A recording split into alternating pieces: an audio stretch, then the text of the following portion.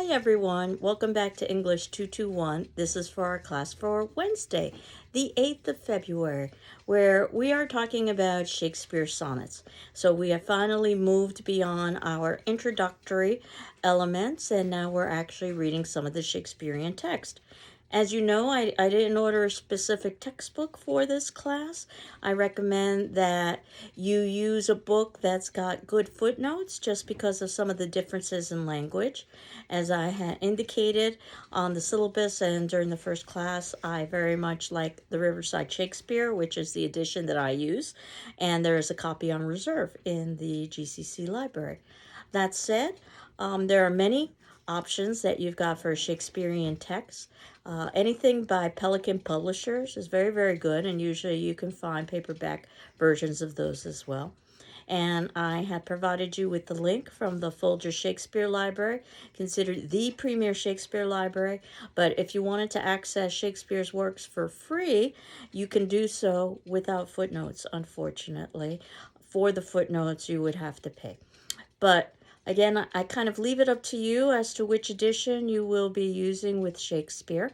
And last class, we talked a little bit about how the class is structured so that, well, we are talking about sonnets. My hope is that you are reading our first major play, which happens to be A Midsummer Night's Dream, which we will begin next week after we put some closure on sonnets. And we will spend approximately a couple of weeks talking about A Midsummer Night's Dream, as well as watching performance. And while we're doing that, my hope is that if you finished reading Midsummer Night's Dream, you're on the next play, so that when we do get to that next play, ultimately you would have read it in its entirety. I know that may not necessarily be a possibility, but certainly try your best. And when it comes to Midsummer Night's Dream, the version we are going to be seeing is a version that was actually recorded, that was performed in Shakespeare's Globe Theatre. Copyright is also an issue with this, but luckily I'm able to work with the GCC library and they are able to provide you with a free link, and you'll have access to that link for approximately 2 weeks starting next week so that you can watch the production. In terms of Shakespeare, you'll notice that in the notes below for his sonnets, I've included a link to a audiobook. It's a free link where you can listen to all of the sonnets being read for free.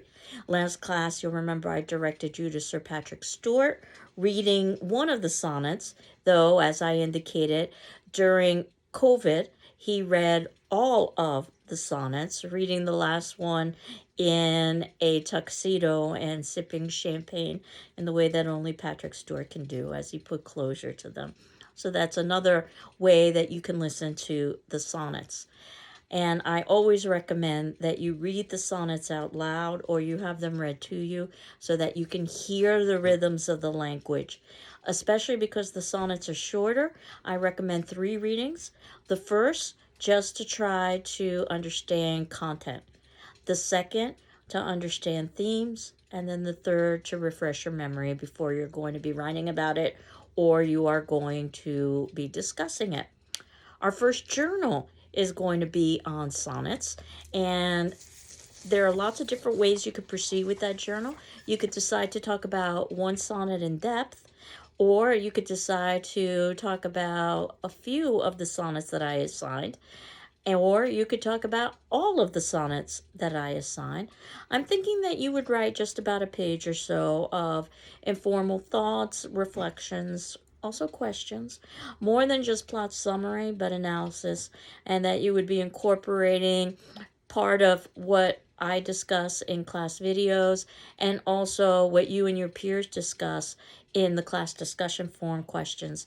As I had indicated, you're not required to respond to your peers in the discussion forum, but you are required to read your peers' responses and my responses in turn, because I will be responding to everyone with the class discussion forum questions. As you know, I like to ask questions that don't necessarily have right or wrong answers.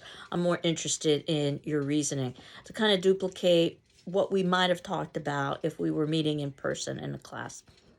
And we began with one of the early set of sonnets because they are grouped by number. And those early set of sonnets are thought to have mostly been written to a young man, perhaps the Earl of Southampton, Shakespeare's patron, someone that he wanted to definitely impress and flatter. And the first sonnet that we read, I think, is very indicative of many of the themes that Shakespeare addresses in his plays.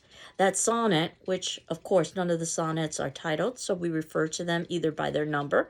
This would be sonnet 18, sonnet 15, or we refer to them by their first line.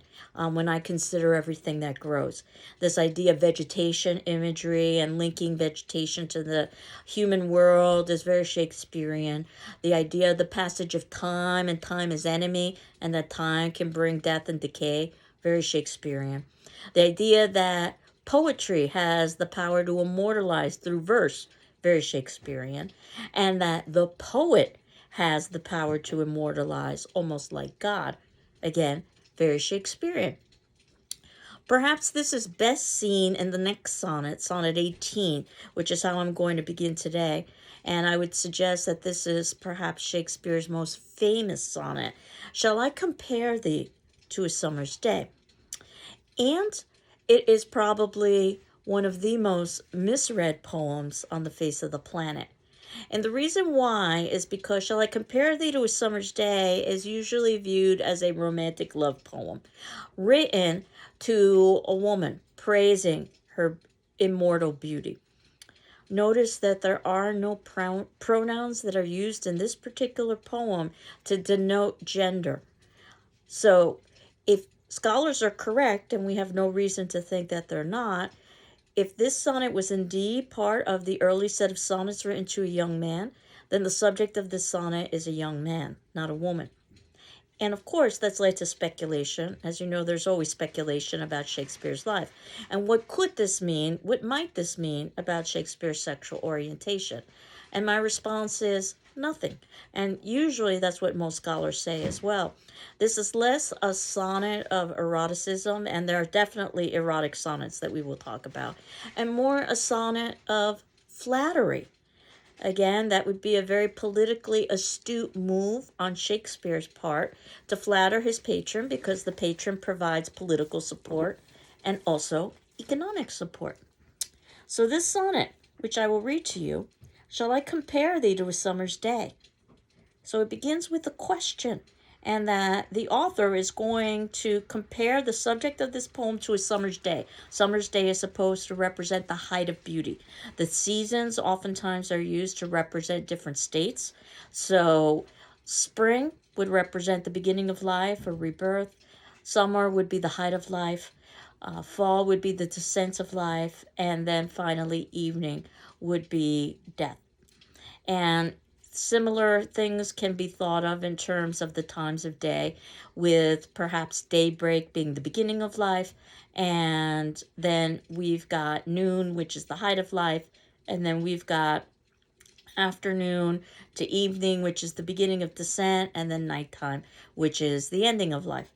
But this question, shall I compare thee, thee is you, or it would be the equivalent of you. Again, we can't determine gender based on the use of thee, to a summer's day. And then Shakespeare responds by saying, thou, again you, art more lovely and more temperate, that this person far exceeds the perfection of summer.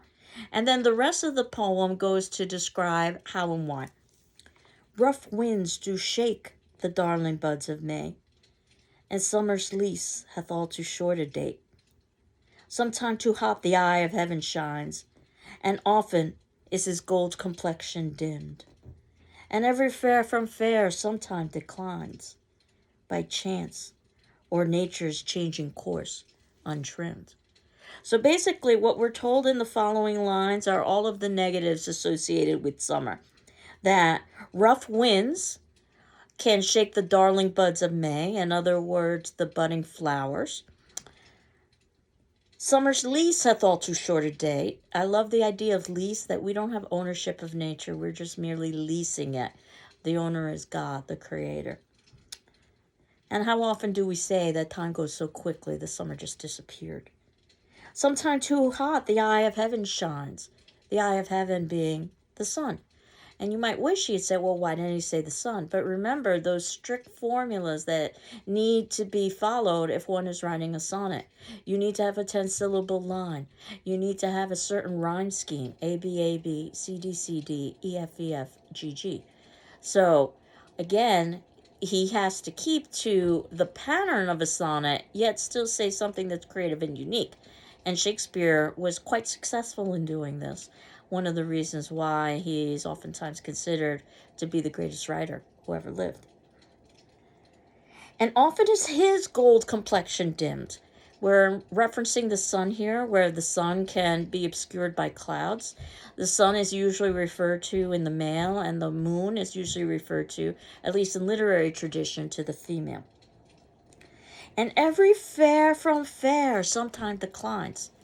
In this instance, fair doesn't mean justice. Fair means beauty. Or if you are familiar with your fairy tales, a mirror, mirror on the wall, who's the fairest one of all, or who's the most beautiful one of all. So basically what the sonnet is saying, that every beauty declines. By chance, a terrible accident, let's say. Or nature's changing course untrimmed. That means aging. But thy eternal summer shall not fade. Basically, Shakespeare's saying that this person has an eternal summer, which of course we know is not literally possible. So we have to continue reading on. Nor lose possession of that fair thou owest. And in this instance, owest isn't necessarily the way that we would think of owest. Owest is more about possessing or having. And in this particular instance, saying that this person will never lose their beauty, which of course we know is not literally true. There's a lot of hyperbole and exaggeration here. So we have to try to figure out why as we continue reading. Nor shall death brag thou wanderest in his shade. Notice death is capitalized, so this personifies death, giving human qualities or characteristics to an inhuman object. Again, death portrayed as the kind of enemy. And death, again, very long tradition of being portrayed as a he. Think about the Grim Reaper. When in eternal lines to time thou growest, that much like a plant, this person will continue to grow and to flourish throughout eternity. So how can this be? We know the last two lines of a Shakespearean sonnet serve to kind of give us a conclusion. So here is our conclusion. So long as men can breathe, their eyes can see. So long lives this, and this gives life to thee. And the key here is the pronoun this. A pronoun takes the place of a noun. And in this particular instance, we aren't given the noun that the pronoun this is replacing. It's something that we want to do in our own writing so that our writing is quite clear. But the this is in reference to the sonnet. So basically, as long as men can breathe, their eyes can see. In other words, as long as there's someone to read this poem, so long lives this, so long lives this sonnet. And this sonnet gives life to thee, which again gives the power of immortality to verse, and more importantly to the poet, and even more importantly to a specific poet, Shakespeare. And yes, he was arrogant, but also correct, because here we are in 2023 talking about the subject of this poem. So if you get nothing else out of this poem, remember it was not written to a woman to declare her beauty. It was written to a young man, probably Shakespeare's patron, for flattery. Less about an erotic or a sensual nature. We'll see some of those coming up. So the next sonnet, and you can see that in the notes below, I've indicated some of the elements that you want to consider with these sonnets, that I is thee, and we talk about summer's flaw, so we see nature's imagery and the temporary nature of Elise, and beauty would be the definition of fair, and the idea of immortalizing through verse, basically all of the elements that I have covered. This is very much a sonnet of idealization. So the last sonnet that I had assigned from that group of early sonnets thought to have been written to a young man is Sonnet 20.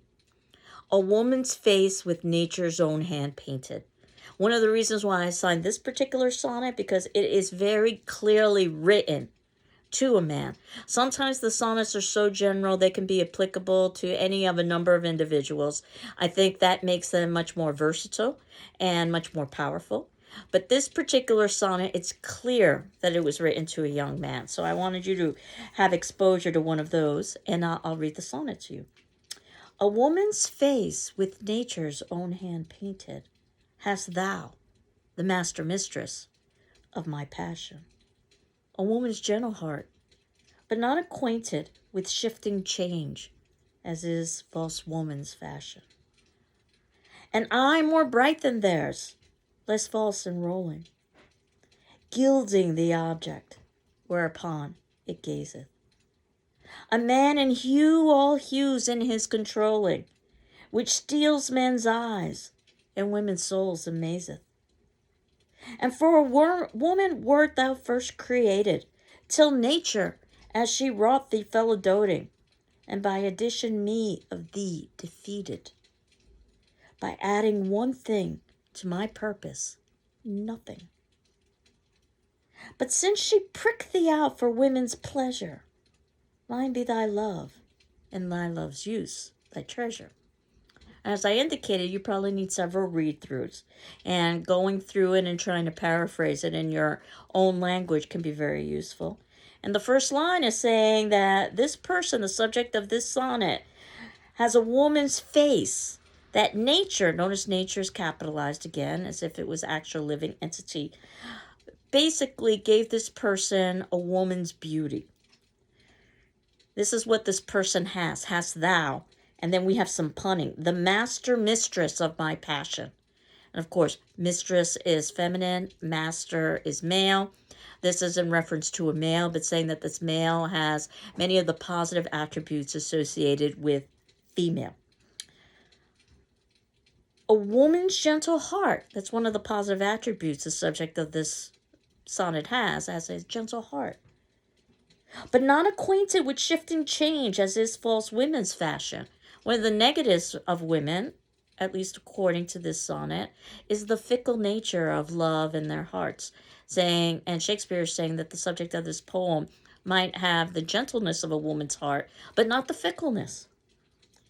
An eye more bright than theirs, less false and rolling. And this idea that this person's eyes are brighter than a woman's and they're less likely to stray or to wander. Again, this idea of fickleness or untrustworthiness. Gilding the object whereupon it gazeth.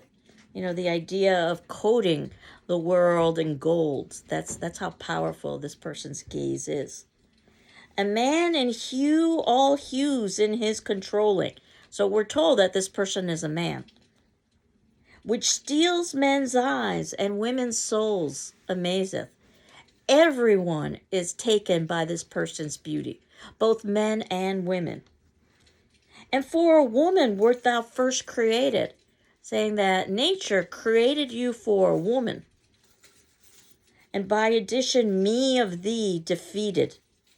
And because you were created for a woman, that means that I cannot have a relationship with you.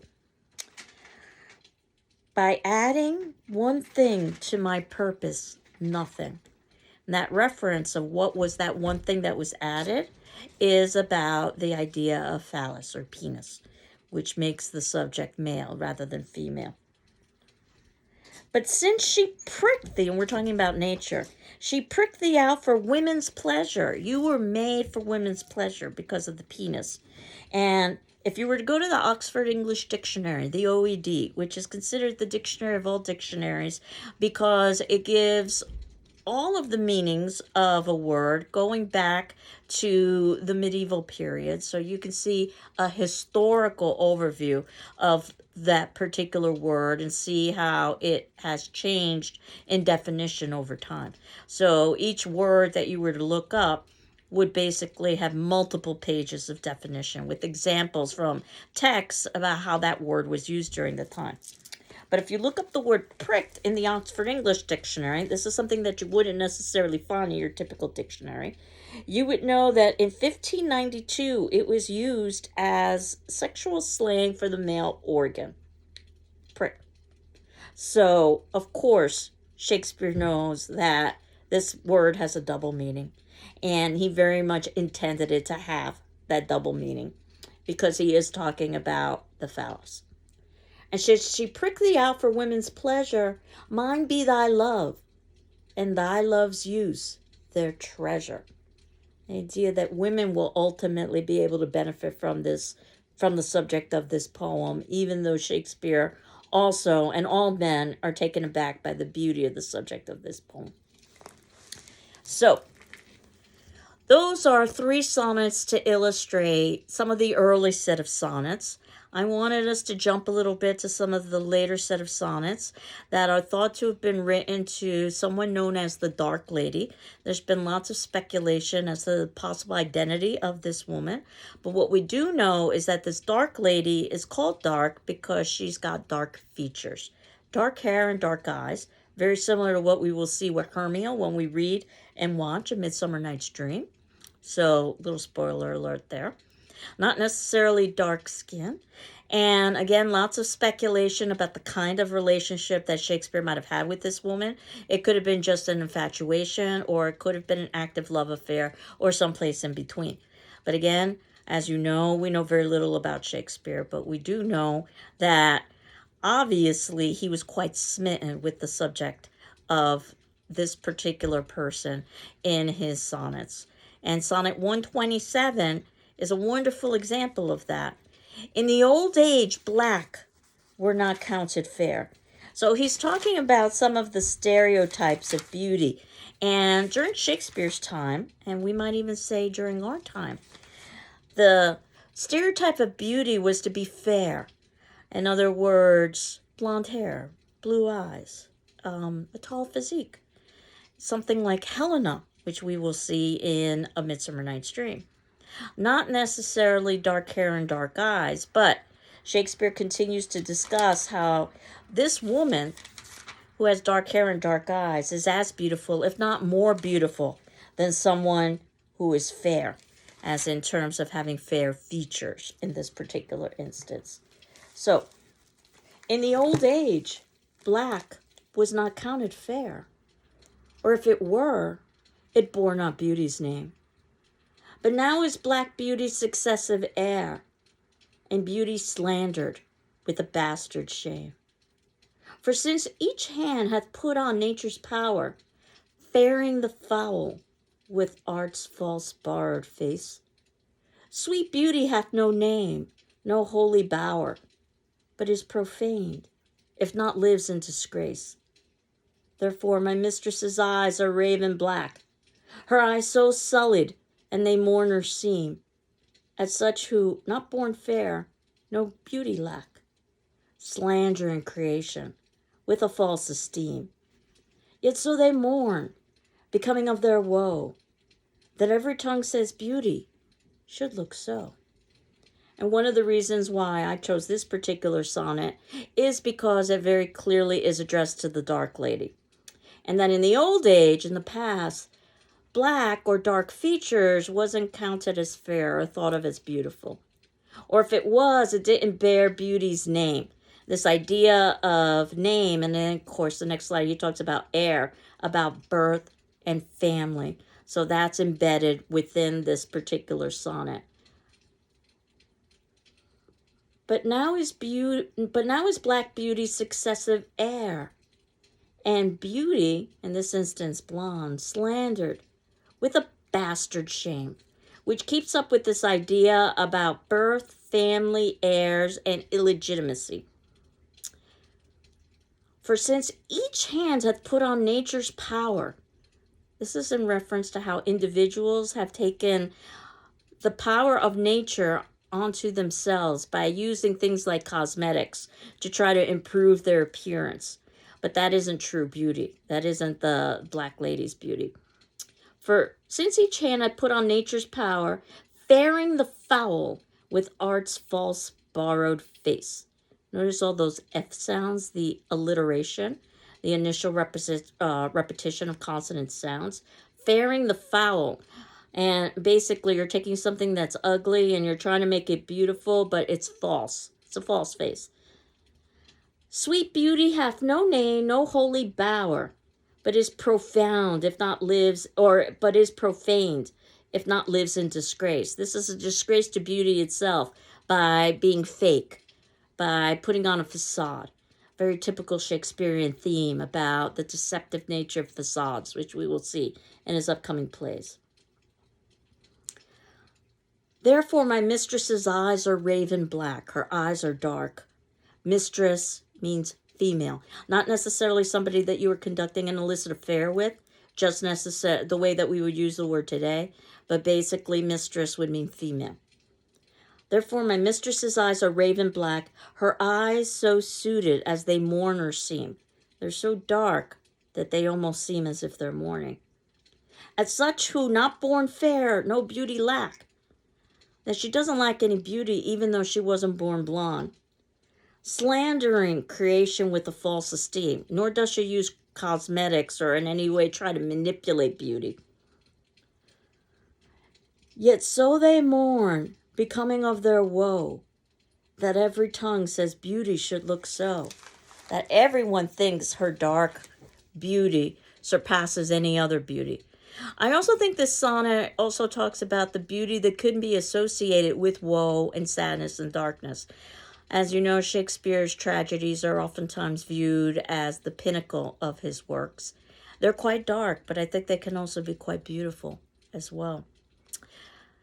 Sonnet 130 I thought was quite interesting because not only is it written again to the Dark Lady, and it's clearly written to the Dark Lady, Sonnet 130, which begins, my mistress's eyes are nothing like the sun, is in direct contrast to Sonnet 18 of Shall I Compare Thee to a Summer's Day. Sonnet 18, Shall I Compare Thee to a Summer's Day, was full of exaggeration, hyperbole, which is extreme exaggeration. Obviously, we can't take it literally, and this would be the fashion of the day when you're writing poetry. Sonnet 130 is a poem of realism. And in some ways, it is critiquing the romanticized, idealized poetry of the day, which Shakespeare could easily engage in, and he did with Sonnet 18. But in Sonnet 130, we're told, my mistress's eyes are nothing like the sun.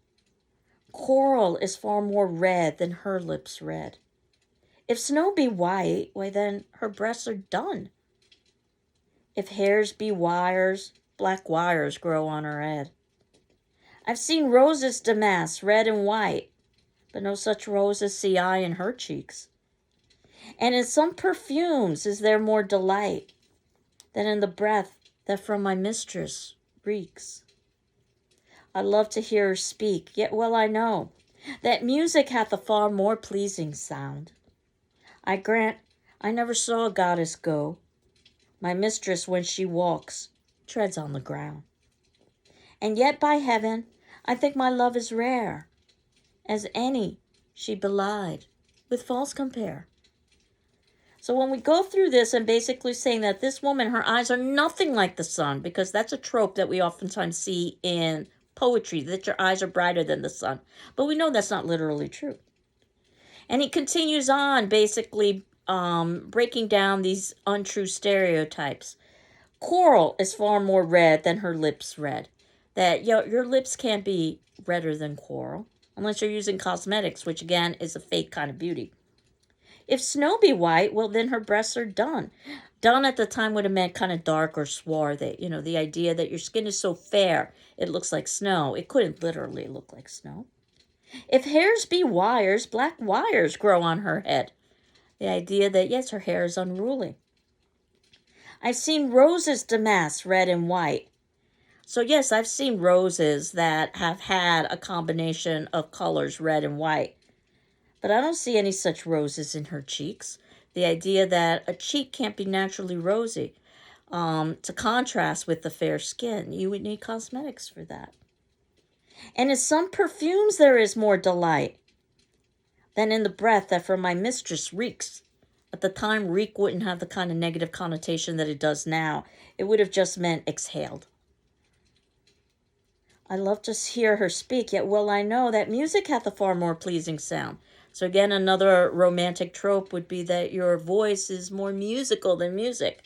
And he says, no, that's not true. And says, I grant I never saw a goddess go. My mistress, when she walks, walks on the ground. Another literary trope that you're so graceful, it's as if you float. And he says, no, you walk on the ground. In other words, you are quite human. And of course, those last two lines, which serve as our kind of conclusion. And yet, by heaven, I think my love is rare. My love is so powerful, so extraordinary, despite these things, or perhaps because of these things.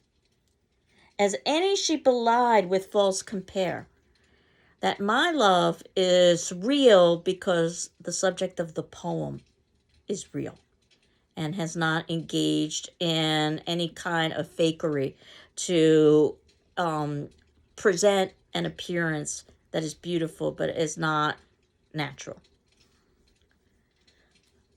The last sonnet, Sonnet 130, the last sonnet that I had assigned, Sonnet 151, Love is Too Young to Know What Conscience Is. Again, written to the Dark Lady, and a very sexual sonnet. And it's one of the reasons why I wanted you to have some exposure with that. Shakespeare could be quite bawdy, as we had talked about.